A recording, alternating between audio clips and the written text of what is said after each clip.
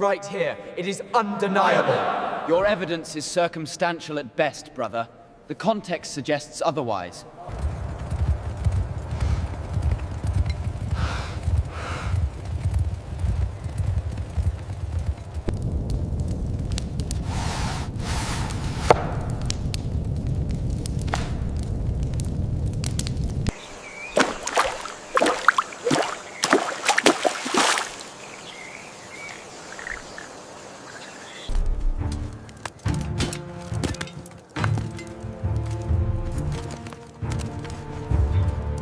Hi, I'm Medieval Life, and this is Crash Course European History. Today, we are diving into the period of history that gets the worst PR in human existence, the Middle Ages.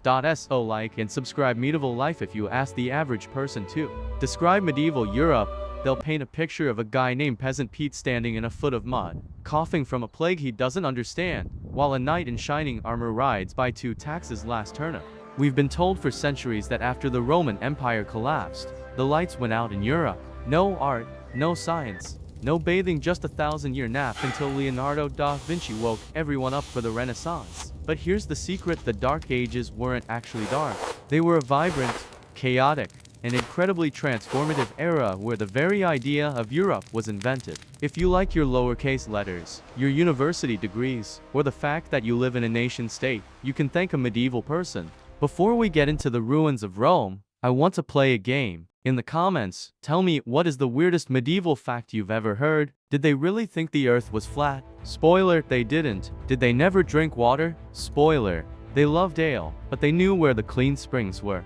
Write your favorite myth down there, and let's see if we can debunk it together. And while you're at it, hit that subscribe button. We're charting 1,000 years of history, and you don't want to be left in the 5th century. To understand the Middle Ages, we have to talk about the year 476 CE. This is the official date historians give for the fall of the Western Roman Empire, when a Germanic leader named Odoacer deposed the last Roman emperor, Romulus Augustulus. But if you were a farmer in Gaul, modern France, in 477, your life didn't suddenly change. You didn't wake up and say, "Oh no, the classical era is over, time to be medieval." The Roman Empire didn't fall like a building. It dissolved like a sugar cube in a cup of tea. The Roman borders had been porous for centuries. Groups we call barbarians, the Visigoths, the Ostrogoths, the Vandals, and the Franks weren't just invaders. They were Romanized. They had served in the Roman army, they spoke a bit of Latin, and they really liked Roman luxuries. When the central government in Rome stopped being able to pay its bills, these Germanic kings just took over the management. They kept Roman laws. They kept the Roman religion, Christianity. They even kept the Roman tax collectors, because everyone likes getting paid. This wasn't a dark age of destruction. It was a late antiquity merger. So like and subscribe. If the Roman government was the hardware of Europe, the Christian church was the software. When the hardware crashed, the software kept running. With no emperor in the West, the Bishop of Rome, better known as the Pope, became the most important man in Europe. But the real action was happening in the countryside, in monasteries. Imagine a monastery as a combination of a library, a farm, a hospital, and a startup incubator. Monks like St. Benedict created rules for living that emphasized work and study, while the rest of the world was figuring out how to survive the new political chaos. Monks were busy hand-copying the works of Virgil, Cicero, and the Bible. Without these Dark Age monks, we would have lost almost all of Greek and Roman literature. They invented Carolingian minuscule, which introduced spaces between words and lowercase letters. If you can read this script easily, you owe a monk from the year 800 a thank you note. Charlemagne, the father of Europe. Everything changed on Christmas Day, 800 CE. A Frankish king named Charlemagne Charles the Great walked into St. Peter's Basilica in Rome, and the Pope dropped a crown on his head, declaring him Emperor of the Romans. This was a massive political stunt. It told the world that the West was back. Charlemagne didn't just fight wars. He sponsored a Carolingian Renaissance. He brought scholars from all over the world to his court in Aachen. He tried to standardize weights, measures, and even the way people sang in church. Charlemagne created the first unified European identity. For a brief moment, it looked like the Roman Empire was back. But Charlemagne's empire was built on his personal charisma. When he died, he left it to his son, Louis the Pious, who then watched his own 3 sons fight a massive civil war over the inheritance. The transition to survival. Charlemagne's empire was split apart by the Treaty of Verdun in 843, creating borders that look suspiciously like modern France and Germany. But as the central authority crumbled again, a new threat appeared on the horizon. Longships were spotted off the coasts. The Vikings were coming. The Magyars were riding in from the east. The Saracens were raiding from the south. The big government of Charlemagne had failed. If you were a local villager, you couldn't wait for a king in a distant palace to save you. You needed a local protector. You needed someone with a horse, a sword, and a very thick stone wall. This desperate need for security is what gave birth to the most famous and most misunderstood social structure in history. We call it feudalism. Going to look at why being a knight in shining armor was actually a lot more like being a member of a medieval motorcycle gang. Stay tuned, because the Middle Ages are about to get a lot more complicated. So like and subscribe. The world gets bigger. We've made it to the finish line. The high and late Middle Ages. By the year 1095, Europe was like a pressure cooker.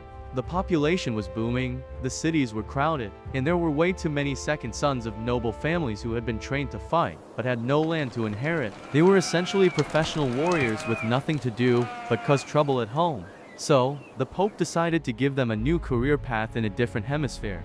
The Crusades, the cathedrals, and the end of an era. The world gets bigger. We've made it to the finish line. The high and late Middle Ages. By the year 1095, Europe was like a pressure cooker. The population was booming, the cities were crowded, and there were way too many second sons of noble families who had been trained to fight but had no land to inherit. They were essentially professional warriors with nothing to do but cause trouble at home. So, the Pope decided to give them a new career path in a different hemisphere. We're about to cover the collapse of an era, but history doesn't stop here. If you want to see how this led directly to the Renaissance, make sure to check out our full European history playlist. And if you've enjoyed this deep dive, hit the thanks button or share this video with someone who still thinks the Middle Ages were just dark. It really helps us keep these lessons free for everyone. So like and subscribe. In 1095, Pope Urban II gave a sermon at the Council of Clermont. He called for a holy war to seize Jerusalem from the Seljuk Turks. He promised that anyone who died in the effort would receive an immediate ticket to heaven. Now, the Crusades were, by and large, a military disaster for the Europeans. They captured Jerusalem in 1099, but lost it again in 1187 to the brilliant Sultan Saladin. But historically, the outcome of the battles mattered less than the traffic they created. The Crusades acted like a giant, violent cultural exchange program. Crusaders returned to Europe with new goods: silk, sugar, melons, and spices, which finally made medieval food taste like something. New tech, better navigation tools, the compass, and advanced castle building techniques. New old ideas. This is the big one. Muslim scholars had been preserving the works of Greek philosophers like Aristotle. When these texts were brought back to Europe, they sparked a literal information age in the newly founded universities. With the wealth flowing in from trade, European cities started a cathedral race. They moved away from the heavy, dark, Romanesque style thick walls, tiny windows, and invented the Gothic style. Using flying buttresses, essentially external stone skeletons, architects could build walls that were mostly glass. These weren't just churches, they were the IMAX theaters of the 1200s. For a peasant who lived in a windowless hut, walking into a cathedral filled with light and stained glass stories was a transformative, spiritual experience. It showed that the Middle Ages were now a time of immense wealth and technical mastery. Just when it seemed like Europe was on an upward trajectory forever, the 1300s arrived. Historians call this the crisis of the late Middle Ages. It was a triple threat match of misery. The famine, a little ice age hit Europe, causing crops to fail for years. The war, the 100 Years' War between France and England, turned the countryside into a permanent battlefield and saw the introduction of the longbow and gunpowder, making the armored knight obsolete. The plague in 1347. The Black Death arrived on trading ships. In just 5 years, it killed roughly 30% to 50% of the entire European population.